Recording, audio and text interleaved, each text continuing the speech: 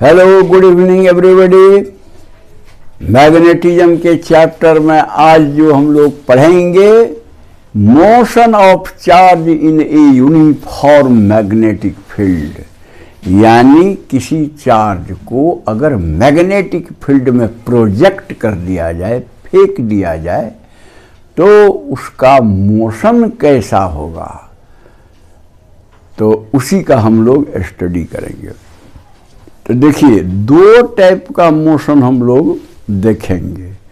एक तो पहला है सर्कुलर मोशन और दूसरा है हेलिकल मोशन। हेलिकल मोशन, तो देखिए सर्कुलर मोशन कब होता है, तो जब मैग्नेटिक फील्ड के परपेंडिकुलर अगर आप कोई चार्ज को फेंकिएगा, यानी वेलोसिटी वेक्टर और मैग्नेटिक फील्ड वेक्टर के बीच का एंगल 90 डिग्री हो, तो उस समय मोशन हो जाएगा सर्कुलर। कैसे, वो बताएंगे। और जब मैग्नेटिक फील्ड से कुछ एंगल पर फेंकिएगा, वेलोसिटी मतलब होगा, मतलब 90 डिग्री नहीं होगा, कुछ एंगल पर होगा, तब हो जाएगा हेलिकल मोशन। वो भी आपको समझाएंगे क्यों हेलिकल मोशन हो जाता है। हाँ, सबसे पहले देखिए टू टाइप्स ऑफ मोशन में क्या बोले थे, सर्कुलर मोशन लिख दिए हैं कि when velocity vector is perpendicular to field vector, magnetic field vector, तब होता है सर्कुलर मोशन। और देखिए यहाँ लिख दिए हैं हेलिकल मोशन कब होता है, वेक्टर भी यानी velocity vector making some angle with vector B, यानी मैग्नेटिक फील्ड के डायरेक्शन से कुछ एंगल बनाते हुए रहे तो हेलिकल मोशन, 90 डिग्री पर रहे तो सर्कुलर मोशन। चलिए पहले सर्कुलर मोशन को हम लोग देखें। देखिए ये क्रॉस जो है ये मैग्नेटिक फील्ड बी है, यूनिफॉर्म है। हम लोग यूनिफॉर्म मैग्नेटिक फील्ड में चार्ज क्यू नॉट को प्रोजेक्ट करेंगे। तो देखिए बोर्ड के अंदर जा रहा है आपको मैग्नेटिक फील्ड, यानी कागज या पेपर या पेज के इनसाइड जाएगा, इनटू दी पेज, आप समझिए ऐसे। या बोर्ड में देखेंगे तो बोर्ड के इनटू बोर्ड। अच्छा, इसीलिए क्रॉस दिखाई देता है। मान लीजिए कि एक चार्ज क्यू नॉट यहाँ है, अभी सर्किल फर्किल सब भूल जाइए, खाली क्यू नॉट एक चार्ज है जिसको भी वेलोसिटी से फेंका जाता है इस, मान लीजिए बोर्ड या पेज के प्लेन में। आप ये मैग्नेटिक फील्ड है तो वो अंदर जा रहा है, तो 90 डिग्री मैग्नेटिक फील्ड से हो जाएगा, क्योंकि मैग्नेटिक फील्ड बोर्ड के अंदर जा रहा है और मैंने चार्ज को फेंका 90 डिग्री, सपोज कि इस डायरेक्शन में, तो एंगल 90 डिग्री। तो कहने का मतलब क्रॉस मार्क जो फील्ड डायरेक्शन है उससे 90 डिग्री पर हमने फेंका। तो आप जानते हैं कि चार्ज जब मोशन में होता है किसी मैग्नेटिक फील्ड में तो उस पर फोर्स लगता है। तो फोर्स लगता है तो कौन फोर्स लगता है, तो क्यू नॉट को फेंके हैं तो q naught v cross B, v cross B मान मैग्नेटिक फील्ड, ये तो पहले ही पढ़ चुके हैं। तो force vector equal to q naught v cross B. यही समझ लीजिए पहले ये फोर्स लगेगा किधर। तो देखिए ठीक से, मैग्नेटिक फील्ड अंदर जा रहा है और ये आपको वेलोसिटी वेक्टर इधर है तो v क्रॉस b करिएगा, v क्रॉस b यानी v को पकड़ के b की ओर घुमाइएगा तो स्क्रू इधर आएगा हमारी ओर, anti clockwise. v cross b यानी v को b की ओर घुमाइए, तो ऐसे ना घुमाइएगा, तो कहने का मतलब स्क्रू इधर आएगा यानी फोर्स उधर होगा, इसीलिए देखिए फोर्स इधर दिखाया गया है v क्रॉस b का मतलब फोर्स इधर हमारी ओर आएगा, तो इसीलिए वो देखिए वहाँ फोर्स F दिखाया जा रहा है। तो यानी फोर्स का आप डायरेक्शन पहचान गए कि यहाँ पर इस फिगर में फोर्स का डायरेक्शन होगा इधर। अब समझिए कोई चार्ज पर अगर फोर्स एक ठो लग गया, मोशन भी है उसमें, तो क्या करेगा, उसका पाथ अब सीधे नहीं जाने देगा, इसको थोड़ा मोड़ देगा। मान लीजिए यहाँ से यहाँ चला आया, तो चला आया तो ठीक है आ गया, फिर भी वेलोसिटी तो वहाँ टेंजेंट के डायरेक्शन में वो b पर परपेंडिकुलर ही होगा, तो यानी और मुड़ जाएगा। तो यही चीज होते रहेगा और आपको इस पोजीशन में एक सर्किल बन जाएगा। क्या बन जाएगा?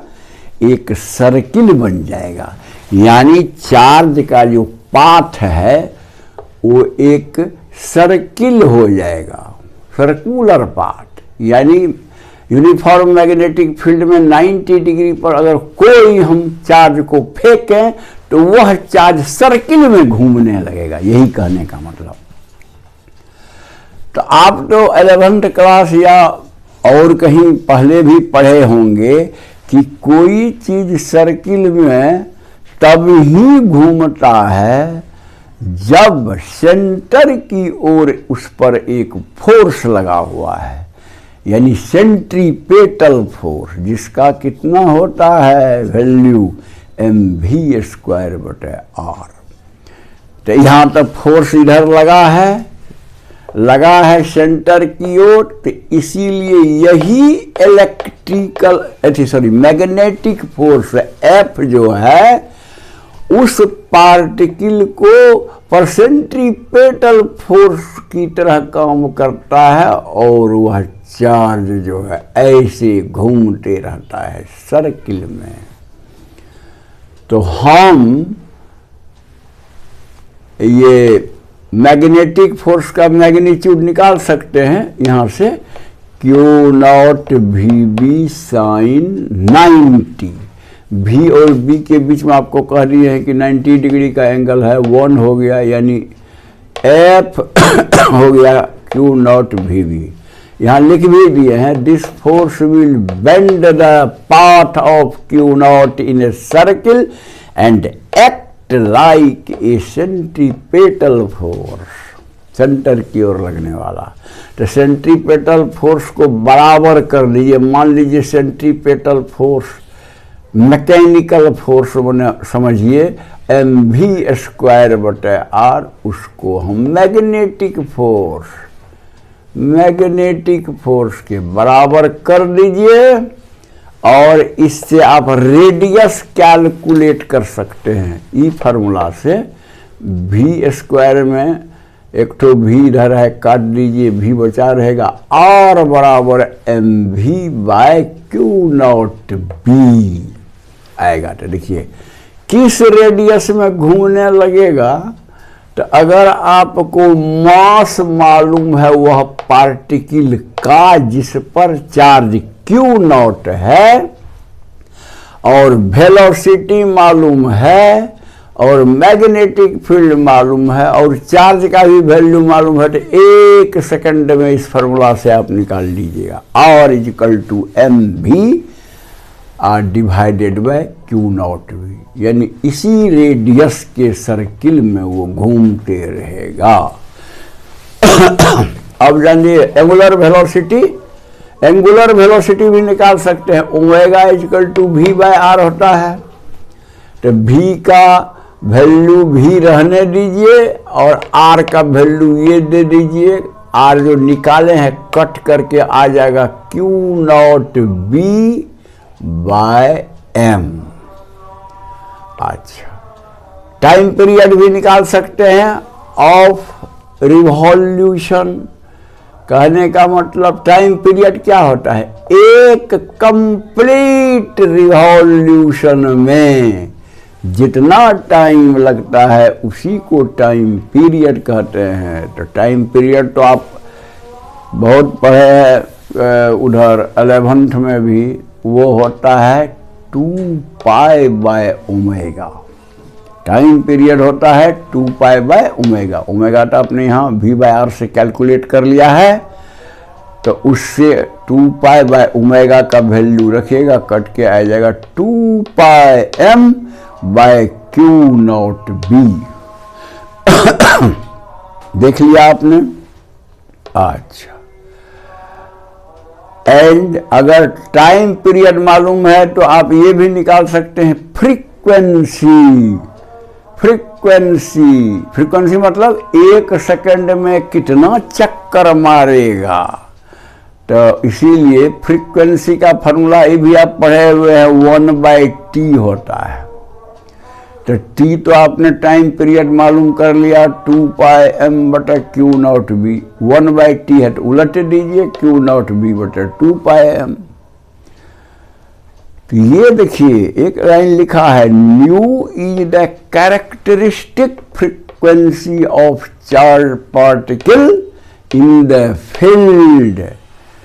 ये न्यू जो है इस चार्ज पार्टिकल के इस फील्ड में कैरेक्टरिस्टिक फ्रीक्वेंसी है, यानी उसी सब पर डिपेंड करने वाला है। तो एंड कॉल्ड साइक्लोट्रॉन फ्रीक्वेंसी। जो ये फ्रीक्वेंसी आता है वो साइक्लोट्रॉन फ्रीक्वेंसी कहलाता है, यानी घूमने वाला फ्रीक्वेंसी, ऐसा आप समझिए। आगे आप साइक्लोट्रॉन मशीन के बारे में पढ़िएगा, देखिएगा, वहाँ चार्ज को है एकदम घुमा घुमा के इतना स्पीड कर देता है, एनर्जाइज कर देता है। वो बाद में पढ़ाई होगा इस सब के बाद। हाँ, तो इस फ्रीक्वेंसी को साइक्लोट्रॉन फ्रीक्वेंसी इसका नाम है। अब एक चीज है, स्पीड ज्यादा से फेंकिएगा तो बड़ा रेडियस में घूमेगा फील्ड में ये चार्ज। स्पीड कम से फेंकिएगा तो छोटा रेडियस में घूमेगा, लेकिन थोड़ा धीरे धीरे, हाँ, कम स्पीड में लेकिन छोटा रेडियस।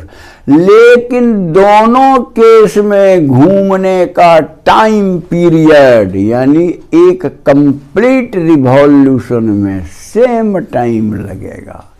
कहिएगा सो कैसे? तो देखिए टाइम पीरियड का फॉर्मूला।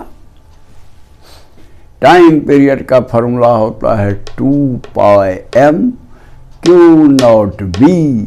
आप तो इसमें वेलोसिटी टर्म है ही नहीं, तो आप वेलोसिटी बढ़ाइए या घटाइए, उससे कोई फर्क नहीं पड़ता है। टाइम पीरियड सेम होगा, माने पूरा एक कंप्लीट रिवॉल्यूशन में सेम टाइम लगेगा, लेकिन रेडियस बड़ा हो जाएगा। ये कैसे फिर जस्टिफाई कीजिए? तो देखिए ना रेडियस का फॉर्मूला देखिए। पार्टिकल का तो एम क्यू नॉट भी फिक्स्ड है, तो यानी वेलोसिटी बढ़ाइएगा तो रेडियस बढ़ जाएगा, वेलोसिटी घटाइएगा तो रेडियस घट जाएगा। एकदम क्लियर है। लेकिन हर हालत, दोनों हालत में बढ़ाइए घटाइए कुछ भी कीजिए आप speed, time period will be same. Okay, मैं समझता हूं कि ये पार्ट आपको क्लियर हो गया होगा। ज़्यादा उसका रिलेशन समझिए 11th क्लास के सर्कुलर मोशन से है। अच्छा, अब आइए हेलिकल मोशन कब होता है? तो देखिए जब मान लीजिए मैग्नेटिक फील्ड जो है ऐसे है, बोर्ड के अंदर में जा रहा है और मैं 90 डिग्री पर न फेंक के, या देखिए एक एंगल पर मैं फेंकता हूं, एंगल पर 90 डिग्री पर न फेंक के एंगल पर फेंकते हैं, तब क्या होगा? तो तब यही होगा कि आप वेलोसिटी को देखिए, फेंका है, मान लीजिए ये जो है एक्स एक्सिस के अलोंग में मैग्नेटिक फील्ड है और वाई एक्सिस जेड एक्सिस है, ये सब 90 डिग्री पर है। फोटो में तो थोड़ा ठीक करके बनाया गया है ताकि बातों को स्पष्ट करने के लिए। और यही क्यू नॉट है जिसका मास m है, इसको मैग्नेटिक फील्ड है एक्स एक्सिस के डायरेक्शन में, यूनिफॉर्म मैग्नेटिक फील्ड, और इसको फेंकिएगा, उससे मान लीजिए बी से थोड़ा एंगल बनाते हुए, बी है ना, बी एक्स एक्सिस के अलॉन्ग है, थोड़ा एंगल बनाते हुए, इसलिए एक जगह इस पॉइंट पर इसको दिखाया गया है कि बी पर 90 डिग्री पर नहीं फेंका गया है, बल्कि बी से थोड़ा एंगल बनाते हुए फेंका गया है। तो इस भी को दो कंपोनेंट कर दीजिए, एक पैरेलल टू भी, माने बी यानी बी के डायरेक्शन में, तो उसको देखिए लिखे हैं हमने भी पैरेलल, जो कि बी माने एक्स एक्सिस के पैरेलल है, और दूसरा बी पर परपेंडिकुलर, यानी एक्स एक्सिस पर परपेंडिकुलर तो वाई एक्सिस होता है, इसलिए भी परपेंडिकुलर, देखिए भी परपेंडिकुलर साइन कर दिए हैं। यानी वैसे भी हम लोग रिजोल्यूशन किसी चीज़ को 90 डिग्री पर करते हैं तो इसी तरह करते हैं। अगर आप थीटा एंगल डालते तो है इसको लिखते भी कॉस थीटा, इसको लिखते भी साइन थीटा, इसलिए थीटा उटा नो लिख करके सीधा लिख दीजिए कि जो पैरेलल कंपोनेंट यानी मैग्नेटिक फील्ड के पैरेलल कंपोनेंट है और दूसरा परपेंडिकुलर कंपोनेंट यानी मैग्नेटिक फील्ड पर परपेंडिकुलर है, ऐसा सोचिए। दोनों का चिन्ह पैरेलल परपेंडिकुलर याद रखिए।